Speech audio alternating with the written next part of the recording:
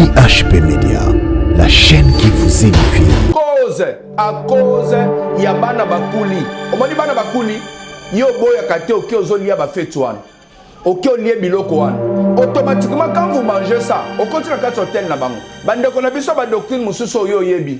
Bazaka soki basali ba mo ba cérémonie na bango après ba lambi ba nyama, bazui bazo kabela batu ba kolia pa na bango tout consort. Batu nyonso bakena kolia biloko wana. Automatiquement bakomi bomoko na hôtel na bango ya kindoki wana. Nde par là, batembele, baza portel ya ba hôtel moko ezo contrôler fi na bango, ba esprit ezo tambla na bango, ezo peser ko na bango, sans le savoir quoi keneka kolia bilei ya bana bakulaki. Tanga lie biloko wana ka bo balambi ya bana bakuli, nde boti problème. C'est pour dire quoi? Évitons makamunyo seza libanda parole de Dieu. Bana bazoka baptême te. Bana bazoka baptême te. Pe baptême ezalaka basopeli mutumai na mutute. Pe baptême ezalaka na piscine te.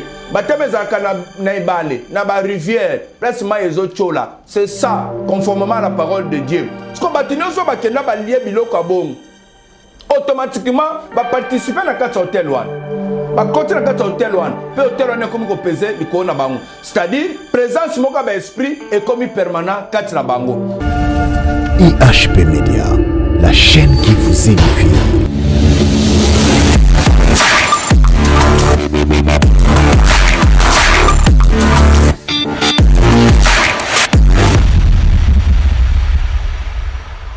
Shalom, shalom. Na pesi binonyo sombote na kombo na Yesu Christo. Moi c'est Papa Michael Maonso. Bozolanda biso depuis Kinshasa, capitale de la République démocratique du Congo. Je suis vice-président de la district de Funa, na Katia plateforme AMEC. Il y a retour à la parole dont le président national c'est l'évêque Mokuna et le président provincial c'est le pasteur François Mutombo. Voici l'homme dont je salue. Zamba salibiso so grâce to kutana tozana enseignement ese bandaki to memiango na façon enseignement de nzamba pesibiso mayele de façon que to toucher point moko et permettre mutunyos ko kende ko comprendre que makamuna nzambe to ko kende ngona erreur te makamuna nzambe zana modèle makamuna nzambe zana ndenge nzamba lingi esalemelaka et soki batu basali bongo te ya risque batu bakota na kati na déviation bakene na erreur. C'est pour cela biso na kati AMEC tozana slogan ya retour à la parole. Alors le cas vice-président nazo même institution nga nazo présenter ngo partout nazo zal. Thème la biso eza parler en langue un hôtel à Dieu ou au démon. Pour dire quoi? Est-ce que mutazo dressé hôtel et pas nzambe, tozo dressé hôtel et pas ba démon? Tokenek hôtel isake hôtel eza ponanine.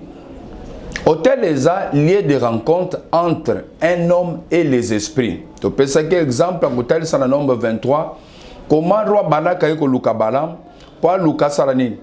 A maudire Israël.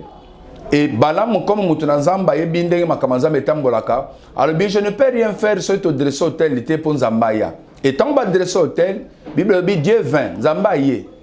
Penzamba zebise comme dire peuple wana te baza peuple moko béni. C'est-à-dire hôtel a comme objectif a comme but hôtel eza le lieu de rencontre entre un homme physique matériel que je suis et un esprit, une divinité.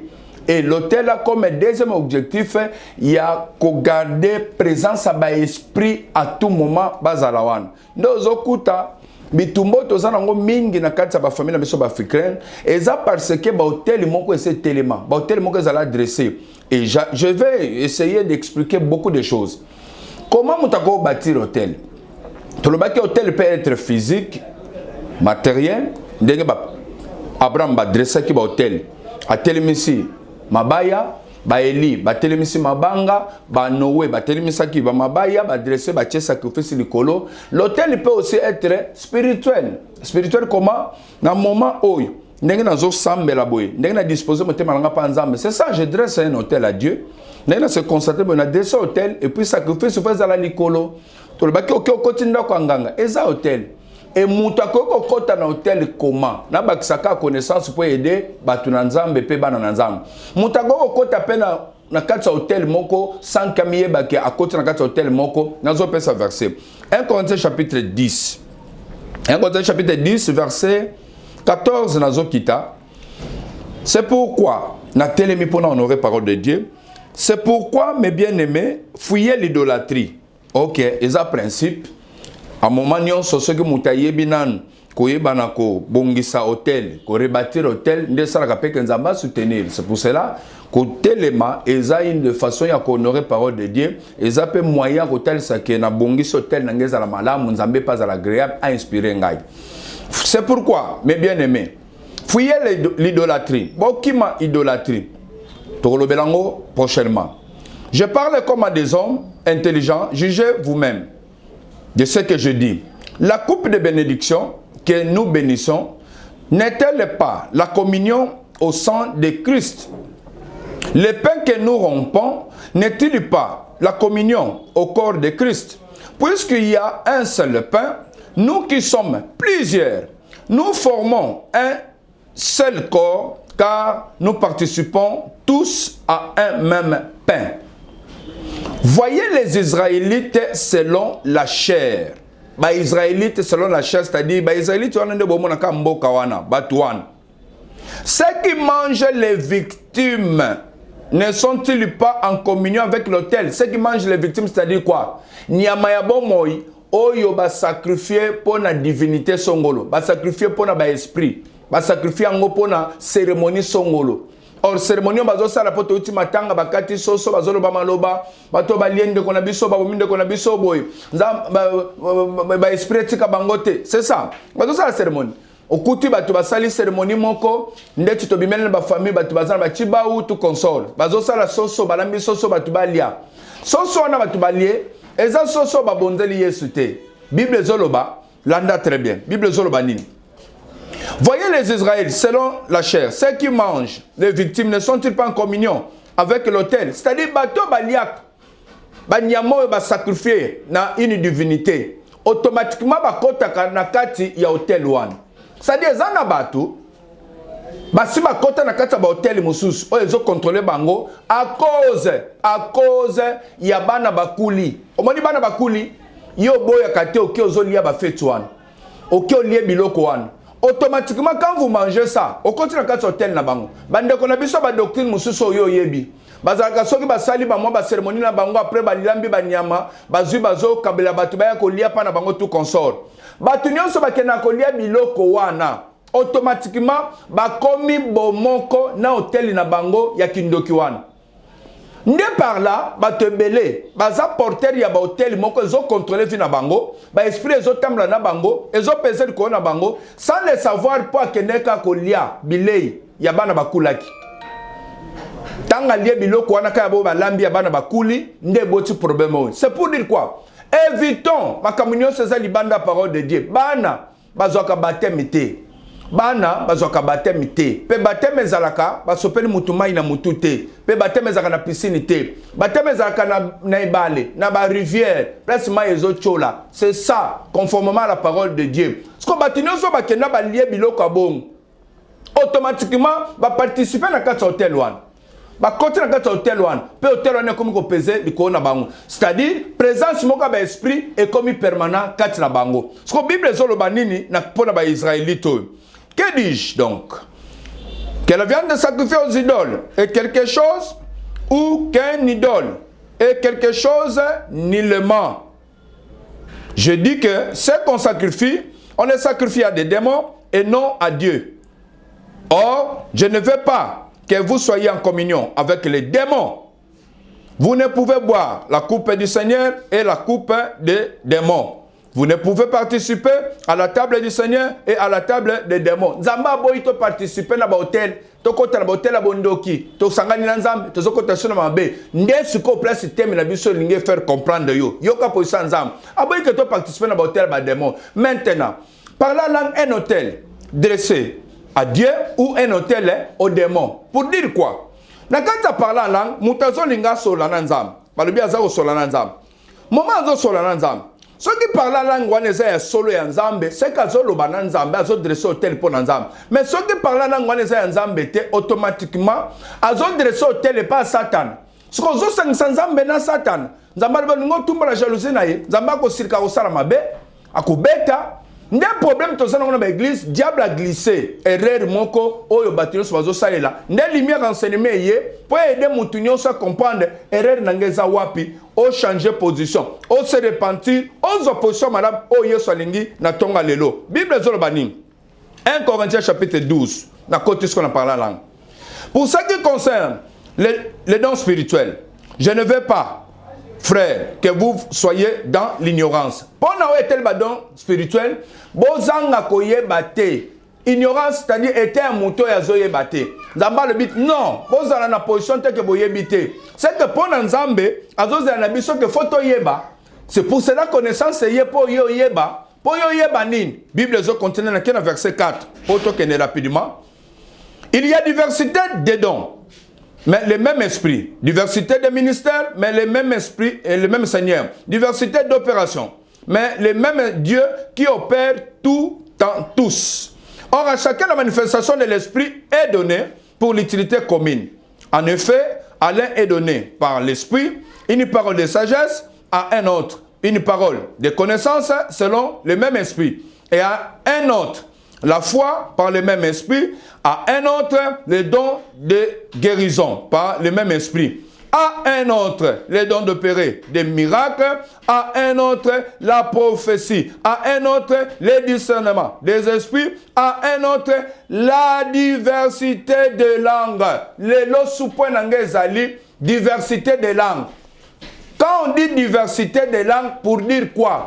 Eza langue mon côté. Eza munoko moko te, eza munoko ebele.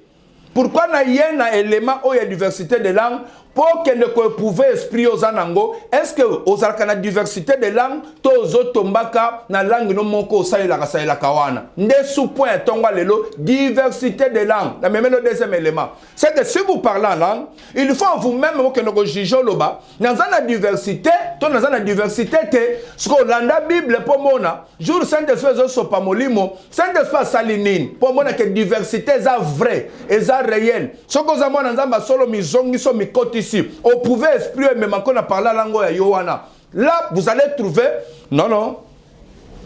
Langue n'a changé, dans la diversité, et l'autre langue est le kuta. Pour faire la diversité, pour dire quoi? Le nom a lobby monoko mususu, lobby na loba mususu, lobby na loba pe mususu, lobby na loba pe mususu, lobby na loba mususu wana, lobby na loba mususu wana, et ils ont changé et que tu as la langue mon côté, landa skoyo kandenga Saint-Esprit, apesi na mutu langue na ye. Combien de personnes? Environ 120. Actes des Apôtres, chapitre 2. Actes des Apôtres, chapitre 2. Que dit la parole de Dieu? Makambo eza kitoko makas. Les jours de la Pentecôte, ils étaient tous ensemble, dans le même lieu. Tout à coup, il vint du ciel un bruit comme celui d'un vent impétueux et remplit toute la maison où ils étaient assis. Des langues semblables à des langues de feu leur apparurent, séparées les unes des autres, et se posèrent sur chacun d'eux.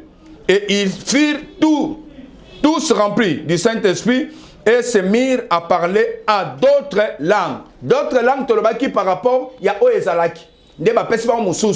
C'est que Bazaki na Oya Bango, mais Moussou Ebaki Sami. Tout continuer. Ils se mirent à parler à d'autres langues, selon que l'Esprit leur donnait de s'exprimer. Quand on dit selon, d'après l'Esprit. C'est-à-dire, quand je parle là, d'après l'Esprit de Dieu, c'est selon lui, pas selon moi. Oyo salaka, c'est selon vous. N'a répété. Oyo salaka, on est parlant langue, c'est selon vous. C'est pour cela que vous avez la diversité. C'est pour cela que vous avez la langue unique. Et langue unique, on a le ange. La langue ange, et zalakate. Bisoto zana ba langue des hommes. Oh, Bible pesibiso.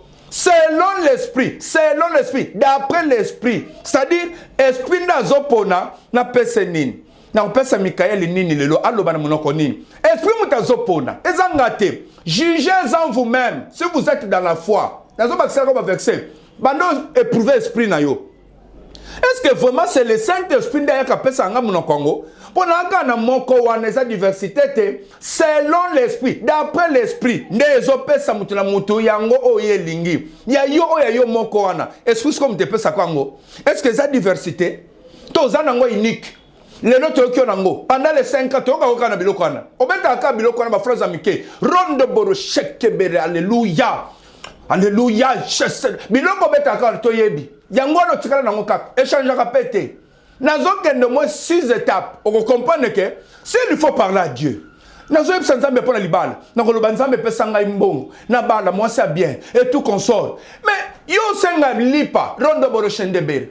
O senga libala rondo boro shendebere. O senga musala rondo boro shenge. On go telemena ba démon rondo boro shendebere. Ezalaka moko kaka to eza diversité. Même quand on prie là, on m'a dit que nazo varier ma phrase, nazo varier ma loba. Ezo changer étape. Bandeko. Kokanga mutema teta ngozoka lobandam. Selon que l'esprit leur donnait, c'est-à-dire d'après l'esprit, à ce peu de sanga munoko lelo, munoko ni totang. Selon que l'esprit leur donnait de s'exprimer. Or, il y avait à ce jour à Jérusalem des Juifs hommes pieds de toutes les nations qui sont sous le ciel. Au bruit qu'il y ait, la multitude a couru. Et elle fut confondue parce que chacun les entendait parler dans sa propre langue, selon que l'esprit leur donnait de s'exprimer. Quand on peut battre, on va vivant, on va esprité. Oyozo kabilo kong, ba esprité, ba battu. Mais ba païen, ba nzambe te le ko ba yuda wana. Ba kimimbang ba yebata ndako ko itoni. Confusion côté libango, po bazoyo ka bango koloba na balanga. Parler dans sa propre langue. Bazol banaba langue. Selon l'esprit leur donné, mutuna mutu dans sa propre langue. Mutuna mutu dans sa propre langue. Bazaki combien? La carte chambre haute, environ 120 personnes. C'est-à-dire, langue moko na moko. Oh, Saint-Esprit, pesek na mutu. Et quelques au moins, environ 120 langues. C'est ça, non? Environ 120 langues. Pour balobi mutu na sa propre langue, dans sa propre langue. C'est que oyo mususu azoloba, mususu azaki na ngote, ope mususu azoloba, mususu azaki na ngote, ope mususu azoloba, mususu azaki na ngote. Bongo ya biso église, plata pasteur, mundimi. Ya biso église, intercesseur, groupe intercession. Ya biso église, comment biso nyonso, tozoloba ka munoko moko. Pourquoi biso nyonso tozoloba ka ndenga moko? Ndo moni ba église mususu ba ola ki sabat. Loba re, loba boy. Awa na bandal, so lo mina mimona ko bemawe. Bazola kisabatu ndeni folo bana munoko lang. Nazaki na jeune fille moko boy, petite sœur mo. Aya congé na bandal, ba memie na église wan. Ba tunyoso kota na lang, banono bana lang. Nenge tel soko sa pena mwana nzam. Ba tunyoso babani na salle, rondo boro shendebere, rekebere baba. Ya tika lizola azako mitala boy, akomi lokwa mutu azangi mayele. Alobi ngane na tika la yuma. Ambala moko epa ndo imité ronde boro shekebere rekebere alléluia papa abeti ango na bango elongo na suka tanga bimiye moka seranda kota bi oh mais nga pena makambo na oloba na sala aventure nga mona na sala aventure suko pona bango ke na lobi pa langue c'est que makambo eza lokuta par la langue eza don o ezo te panote nzambe ni mtazo pesa ozana effort moko ta ko sala po ke no ko yekola ngo non ezalaka te na place ko yekola ngo bon nzambe nazo ya ko pesa olango alingi po lobela bible zo loba nini nazo kita ils étaient tous dans l'étonnement et la surprise et ils se disaient les uns aux autres voici ces gens qui parlent ne sont-ils pas tous galiléens et comment les entendons-nous parler dans notre propre langue, à chacun, dans notre langue maternelle. Papa, nous sommes des touristes. Nous sommes kabango. Bato galiléen. Comment tozo kabango? Baso bana minoko na biso o toye kotala bango. Pe ba minoko na biso kakate, mais ba minoko na biso ya mboka na biso ya village. Ba minoko na biso maternelle. Bandi kotanga ba minoko wana. Pardes, Médès, Elamite, tout consort. Crétois, arabe. Comment les attendons-nous? Parler dans nos langues des merveilles de Dieu. C'est-à-dire, païen ba yokango, balobi ba okumisanzam, bazolo ba bolama nzam, bazolo ba merveille de Dieu. Tomituna sikoyi, ndeko nanga na biko so siliki me tomituna. Oyo yo lobaka, biso sito yokango, po ba païen ba yoki.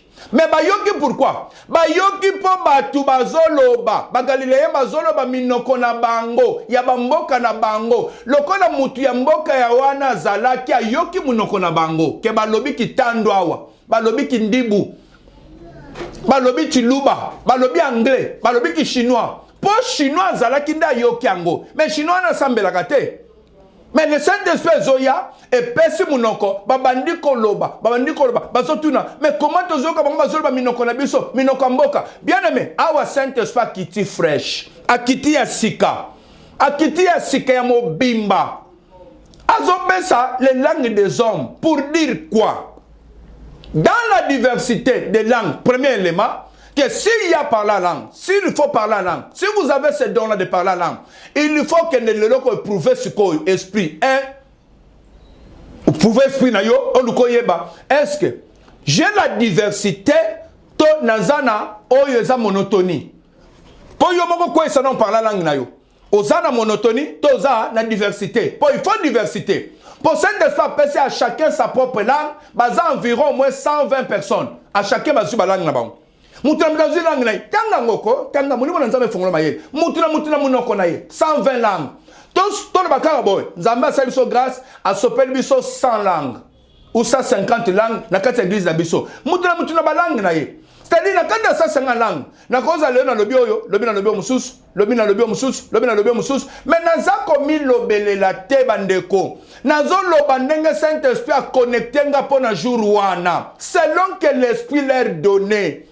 Omani makambuko yozo misalela yango zo mono ko sala ka bavancho zo sala wana ubeti mwa mambrokoluza shekebe biloko zo sala eza ya Bible te na Bible eza te na Bible eza te il y a pas de langue des anges eza te ce sont les langues des hommes oye kiti muko la Pentecôte esprit kiti muko la Pentecôte ne sali non lelo mwana nzam ne commission pe mwana nzam pe musala nzam. Esprit on a des personnes qui les langues des hommes. Soko lobaka français te.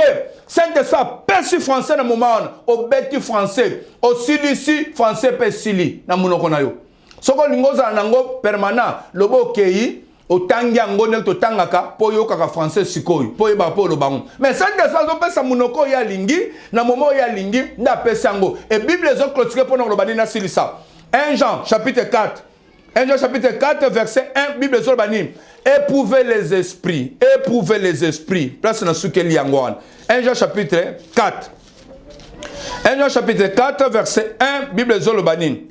Bien-aimés, n'ajoutez pas foi à tout esprit, mais éprouvez les esprits pour savoir s'ils sont de Dieu, car plusieurs faux prophètes sont venus dans le monde. Bache kutuana mutumoka zosa musalanda zoteya balobi éprouver esprit no yeba asa zapena mutananza bito mutananza mete soto tigia batalibanda po biso ndeto olobela don na biso ona don éprouver esprit na yo po yeba est-ce que zapena saint esprit to za saint esprit te est-ce makambo na zoloba ya solo pena monimo na nzambe zo pesa ngali kabo to zo pesa ngali kabote kolo yo sapambola bino bisika no sobozali to pesi bino mbote ba numéro de contact na biso zo za l'afficher 00243 89 85 54 333. Soko komeli biso, topo bengi biso, au retour de ma question, on va vous répondre. Merci beaucoup, ciao, à la prochaine.